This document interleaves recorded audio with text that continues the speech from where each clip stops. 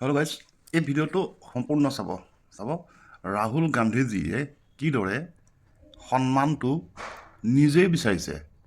তেওঁ কিদৰে সন্মানটো নিজেই বিচাৰিছে চাওক এই ভিডিঅ'টো চাব। প্ৰধানমন্ত্ৰী হেণ্ডশ্বেক কৰোঁতে সেৱা কৰিলে আৰু ৰাহুল গান্ধীক হেণ্ডশ্বেক কৰোঁতে সেৱা নকৰিলে, নমস্কাৰ নকৰিলে ওম বিৰলাজীয়ে, স্পীকাৰ ওম বিৰলাজীয়ে। ভিডিঅ'টো সম্পূৰ্ণ চালে গম পাব।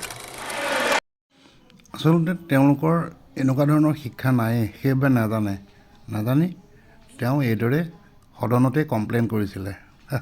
তেওঁ ন'টিছ কৰি আছিলে, পিছত সদনত কি কৈছে শুনক। ৰাহুল গান্ধীয়ে সদনত কি ক'লে শুনক। সন্মান উপজাচি লয় পিছত তেওঁ সদনত গৈ এই কথাটো উত্থাপন কৰিছিল। তেওঁ কৈছিল যে মন্ত্ৰীক ন'টিছ কৰি আছিলোঁ, মোক প্ৰধানমন্ত্ৰীক যেতিয়া হেণ্ডশ্বেক কৰিছে ওম বিৰলাজীয়ে তেতিয়া তেওঁক সেৱা কৰিছে আৰু মোক সেৱা কৰা নাই, সেইবুলি তেওঁ কমপ্লেইন কৰিছে। ওম বিৰলাজীয়ে, স্পীকাৰ ওম বিৰলাজীয়ে কি ক'লে শুনক। সৰুৰ পৰা কি শিকি আহিছে আৰু সন্মান কাক দিব লাগে বুজাই দিলে। মানমুদ্দি ওম বিৰলাজীয়ে ক'লে যে ৰাহুল গান্ধীক তেওঁ সৰুৰ পৰা এটা শিক্ষা পাই আহিছে যে ডাঙৰক সন্মান কৰিলে সদায় সেৱা কৰে বা ভৰিত ধৰে আৰু লগৰজনৰ লগত সমানে সমানে হেণ্ডশ্বেক কৰে। সেইদৰে তেওঁ সৰুৰ পৰা শিকি আহিছে নীতি শিক্ষা। সেই কথাটোকে তেওঁক ধুনীয়াকৈ বুজাই দিলে যে মোদী মোতকৈ বয়সত ডাঙৰ, সেইবাবে তেওঁক সন্মান কৰি সেৱা জনাইছে। কথা হ'ল তেওঁ ন'টিছ কৰি আছিলে হেণ্ডশ্বেক দিওঁতে। আচ্ছা, তেওঁ নিজে অসন্মানী হ'ল নে বাৰু?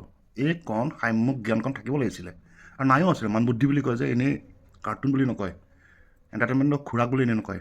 তেওঁ এইটো ন'টিছ কৰিছিলে, জানিব লাগিছিলে এজন প্ৰধানমন্ত্ৰী লগতে বয়সত ডাঙৰ, তেওঁলোকৰতো নাই বাৰু এইটো তেনেকুৱা ব্যৱস্থা তেওঁলোকে শিকাই নাইকিয়া। কুকুৰৰ বিস্কুট খায় যেতিয়া, কুকুৰৰ লগত থাকে যেতিয়া, কুকুৰৰ বিস্কুট খায় যেতিয়া, তেওঁলোকে এইবিলাক নীতি শিক্ষা, এইবিলাক মানে আচাৰ ব্যৱহাৰ শিকা নাই আৰু সেইটো কাৰণে নাজানেও বাৰু। ধুনীয়াকৈ বুজাই দিলে স্পীকাৰজীয়ে।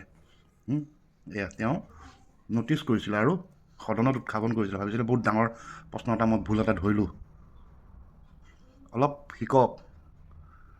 মানুহে বহুতেতো আশা কৰি আছে প্ৰধানমন্ত্ৰী হ'ব ভৱিষ্যতত। এয়া প্ৰধানমন্ত্ৰী, তো ল'ৰা ছোৱালীৰ কাষত চাই ল, শিকাই বুজাই ল তহঁতৰ পাপুক। এয়া হ'ল।